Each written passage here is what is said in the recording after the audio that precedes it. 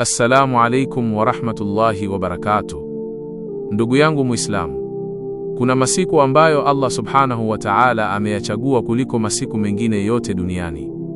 Masiku ambayo thawabu huzidishwa, dhambi husamehewa, dua hupandishwa, na watu huokolewa kutoka moto wa Jahannam.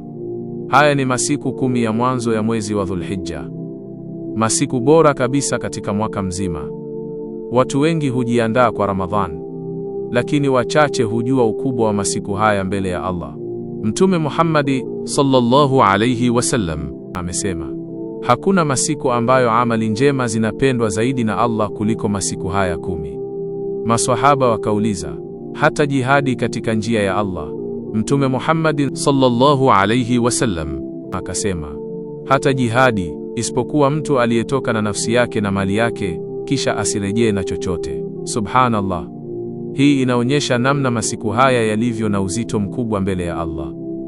Katika video hii tutazungumzia fadhila za masiku haya. Kwa nini ni bora sana? Mambo muhimu ya kufanya makosa yanayofanywa na watu wengi, na siri ya kupata msamaha mkubwa katika masiku haya. Basi kaa mpaka mwisho. Huenda video hii ikabadilisha maisha yako. 1. Kwa nini masiku haya ni bora sana? Allah subhanahu wa ta'ala ameapa kwa masiku haya ndani ya Qur'an. Katika suratul Fajr, Allah anasema, wal fajr wa layalin ashr, naapa kwa alfajiri na kwa masiku 10. Wanachuoni wengi wamesema haya ni masiku 10 ya Dhulhijja. Na Allah haapi kwa kitu isipokuwa kitu hicho kina utukufu mkubwa. Fikiria, Mola wa mbingu na ardhi anaapa kwa masiku haya. Hii peke yake inatosha kutuonyesha ukubwa wake. Katika masiku haya ndipo kuna siku ya Arafa, siku ya Eid, ibada ya Hajj, kuchinja kwa ajili ya Allah, dhikri nyingi, dua nyingi na msamaha mkubwa. Masiku haya ni kama nafasi maalum kutoka kwa Allah. Ni kama mlango wa rehma umefunguliwa zaidi. Lakini swali ni, je, sisi tumejiandaa kweli? 2. Siku ya Arafa, siku kubwa sana. Katika masiku haya yote, kuna siku moja yenye utukufu mkubwa sana. Nayo ni siku ya Arafa. Mtume Muhammad sallallahu alayhi wasallam amesema, hakuna siku ambayo Allah huwaokoa watu wengi kutoka motoni kuliko siku ya Arafa. Subhanallah, ni siku ya dua, siku ya machozi, siku ya tauba, siku ya kurudi kwa Allah. Na jambo la kushangaza ni hili, hata kama hujaenda haji, bado unaweza kupata fadhila kubwa sana. Mtume Muhammad sallallahu alayhi salam amesema kuhusu kufunga siku ya Arafa, inafuta madhambi ya mwaka uliopita na mwaka unaokuja. Allahu akbar. Funga moja tu, lakini thawabu yake ni kubwa sana. Ni watu wangapi wanapoteza siku hii kwa usingizi, filamu, miziki, au kupoteza muda kwenye simu, wakati Allah amefungua mlango mkubwa wa msamaha. 3. Amali bora katika masiku haya. Tauba ya kweli. Anza kwa kutubu. Muombe Allah msamaha. Huenda hizi zikawa Dhulhijja zako za mwisho duniani. Hakuna anayejua ataishi mpaka mwaka ujao. Mwambie Allah, ya Allah, nisamehe, nimekosea sana, lakini rehema zako ni kubwa na Allah hupenda wanaotubu. B. Swala. Linda swala 5. Usicheleweshe swala. Jaribu kuswali sunna nyingi zaidi. Qiyamul layl, tahajjud, witr. Katika masiku haya, hata rakaa 2 zinaweza kubadilisha maisha yako. C. Qur'an. Soma Qur'an kila siku, hata kama ni ukurasa mmoja. Usiruhusu masiku haya yapite bila Qur'an, kwa sababu Qur'ani ni nuru, na moyo usio na Qur'ani hukauka. D. Dhikri. Mtume Muhammad sallallahu alayhi salam alihimiza sana dhikri katika masiku haya. Semeni sana subhanallah, alhamdulillahi, Allahu akbar, la ilaha illa Allah. Jazaa ulimi wako kwa kumkumbuka Allah, badala ya kuzungumza mambo yasiyo na faida. Tumia muda huo kwa dhikri.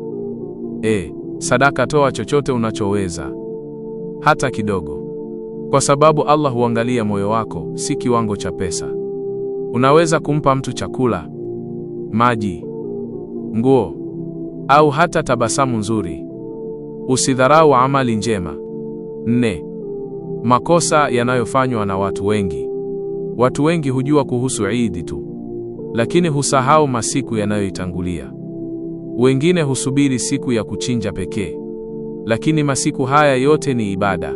Makosa mengine: kupoteza muda kwenye TikTok bila faida, kusikiliza mambo ya haramu, kuchelewesha tauba, kuacha swala, kusahau dhikri. Ndugu yangu, usikubali shetani akuibie masiku haya, kwa sababu huenda ukayatamani tena lakini usiyapate. 5. Ujumbe kwa vijana. Kama wewe ni kijana, haya ndiyo masiku ya kujibadilisha. Usiseme nitabeba dini nikizeeka. Hakuna mwenye uhakika wa kesho. Watu wengi waliokuwa na mipango ya miaka mingi leo wako makaburini. Anza kwa swala.